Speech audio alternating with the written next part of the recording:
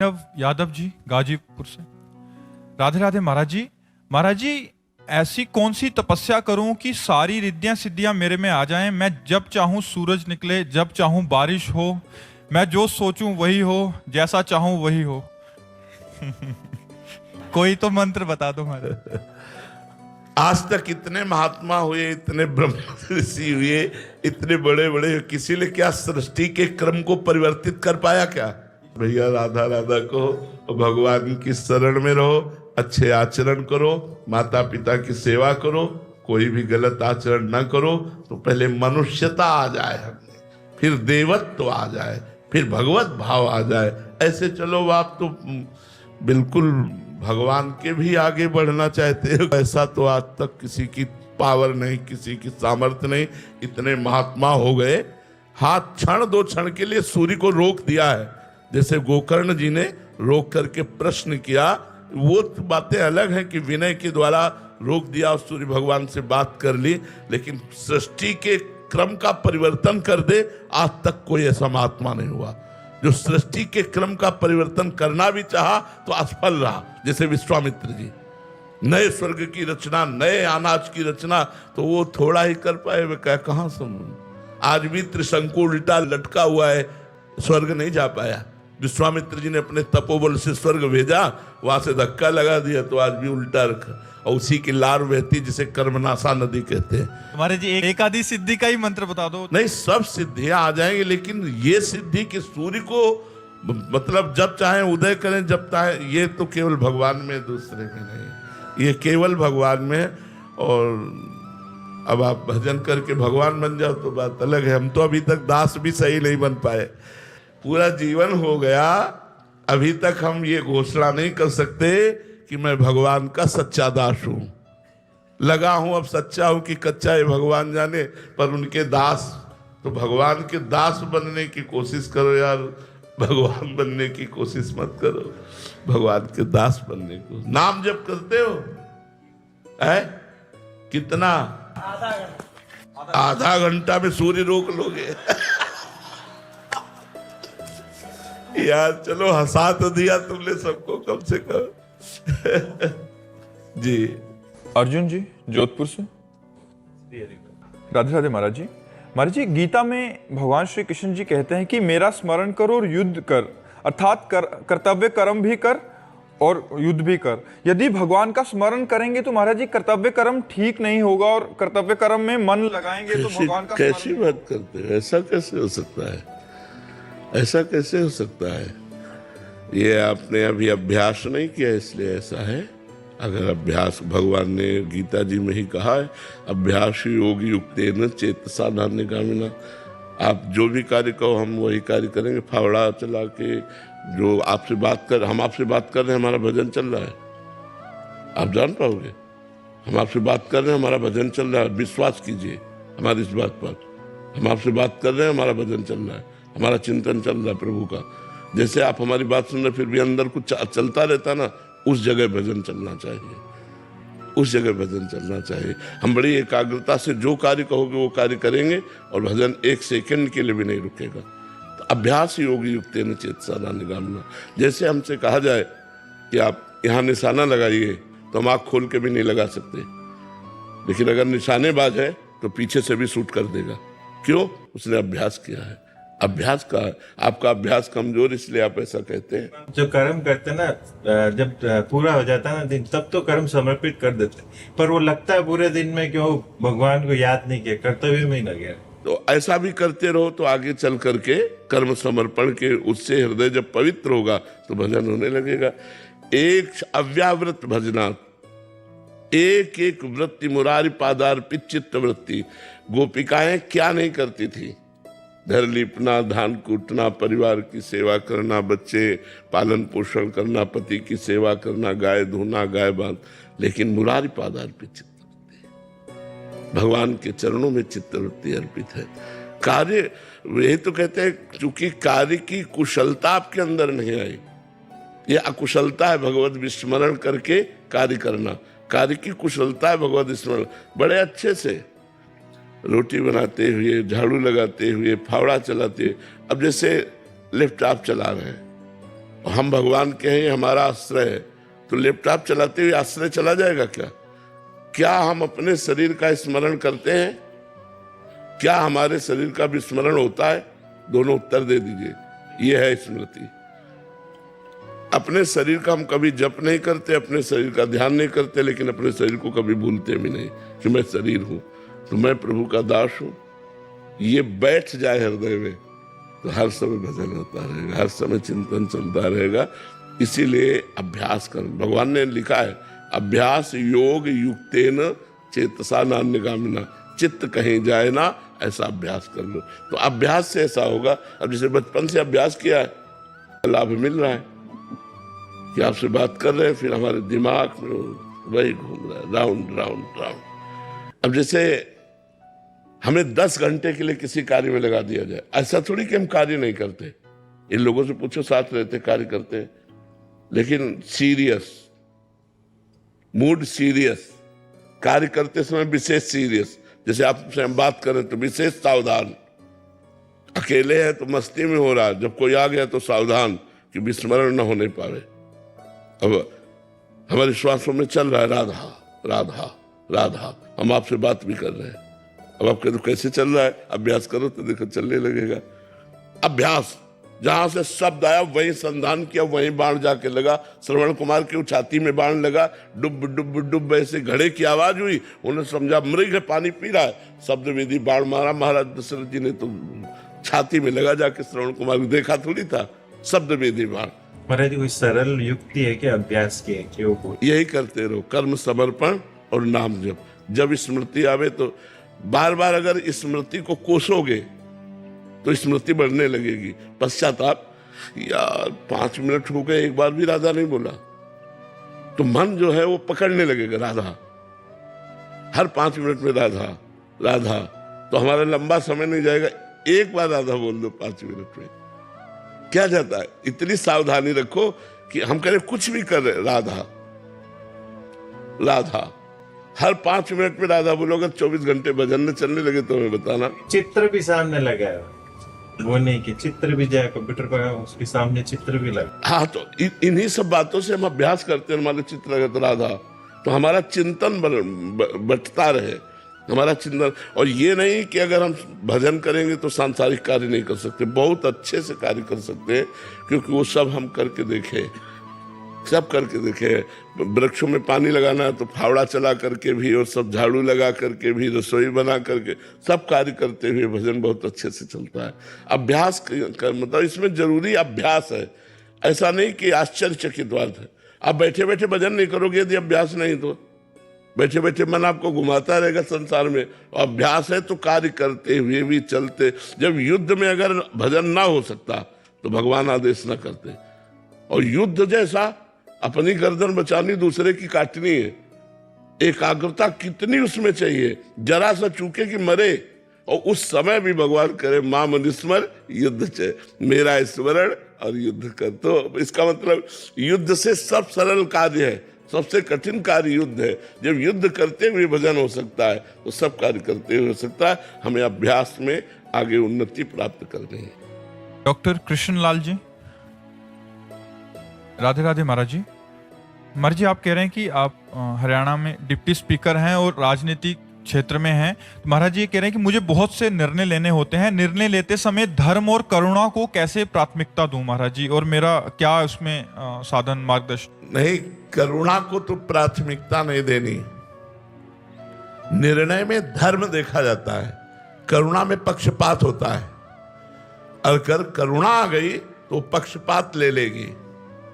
और निर्णय करने में धर्म को देखा जाता है, करुणा को नहीं।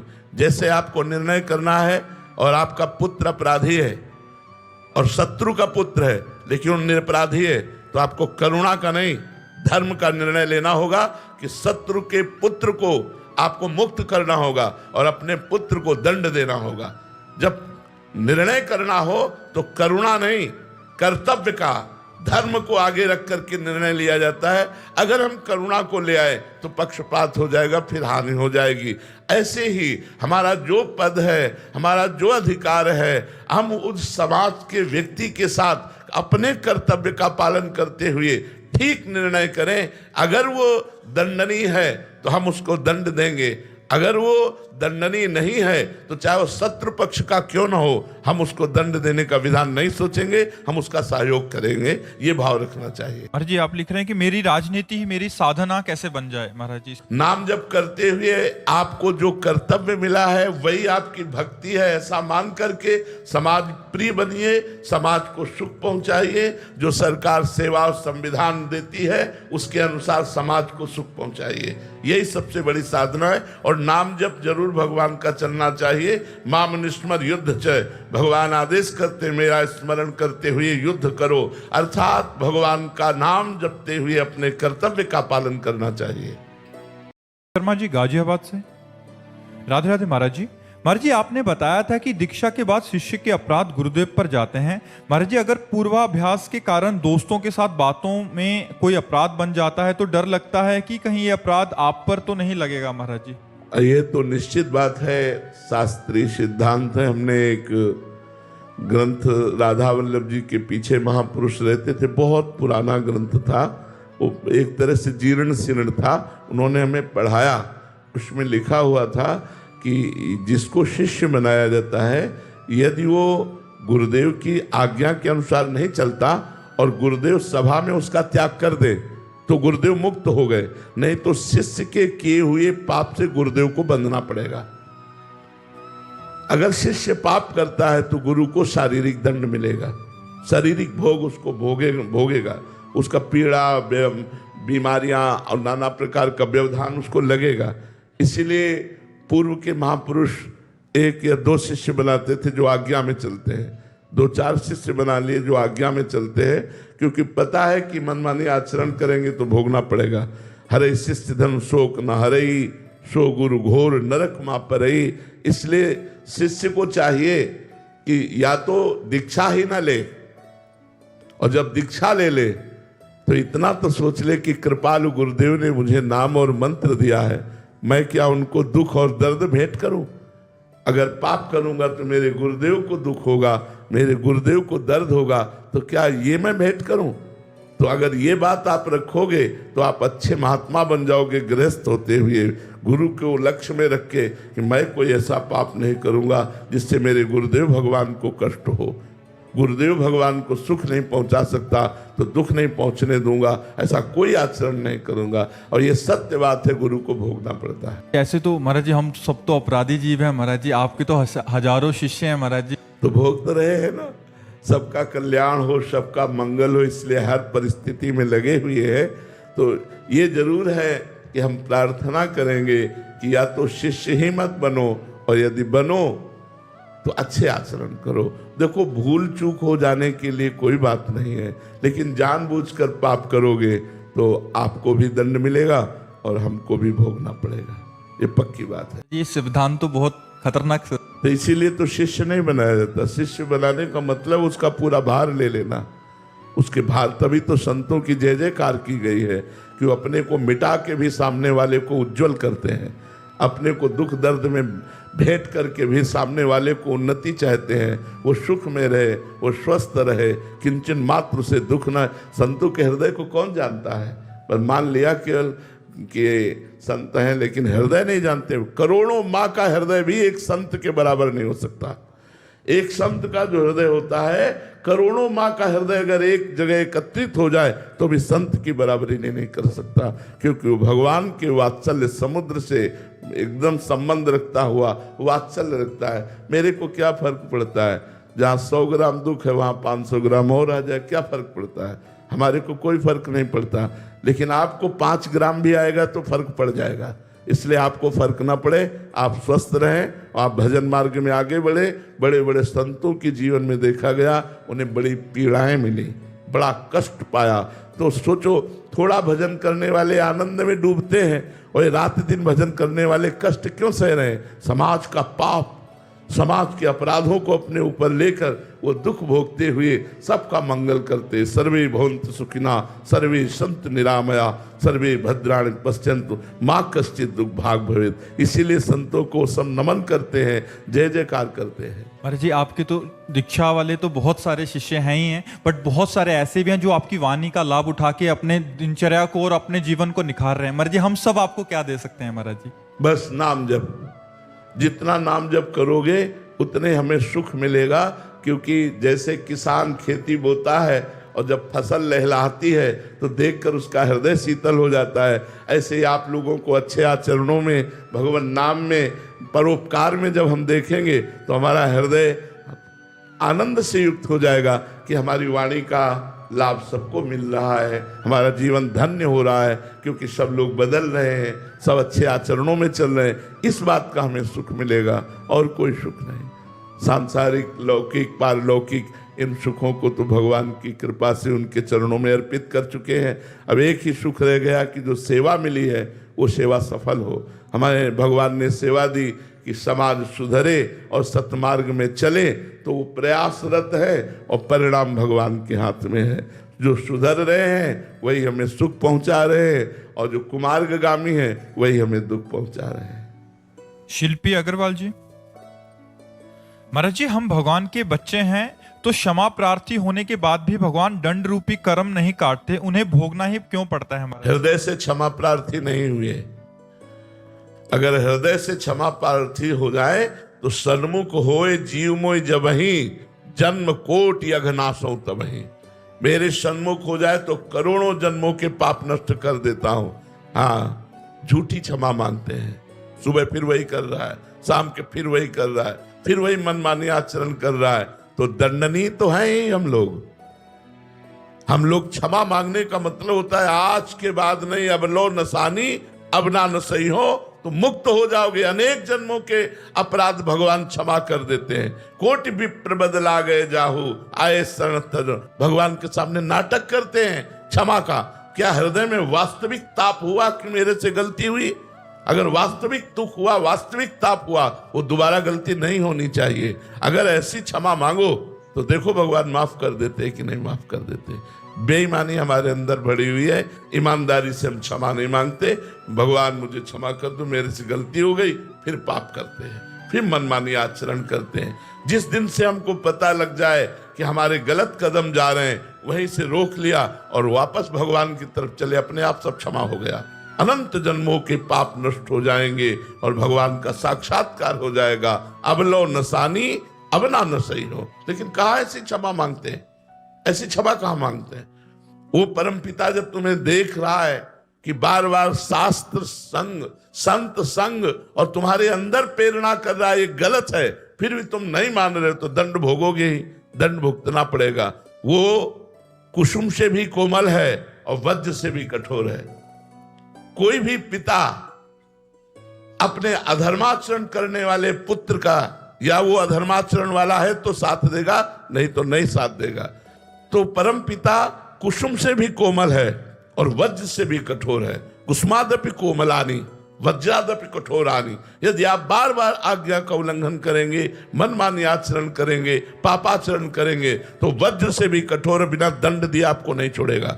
और अगर हृदय से हम भगवान की शरण में हो जाते हैं तो हमारा इतिहास साक्षी है, बड़े बड़े पापी, वैश्यागामी, नीच आचरण करने वाले महान पुरुष बन गए, भगवान ने उन्हें महात्मा बना दिया। अपिचि सुदुराचारो भजते माम अनन्य भाग साधुर सम्मंतव्या सम्यक व्यवसिता है सा।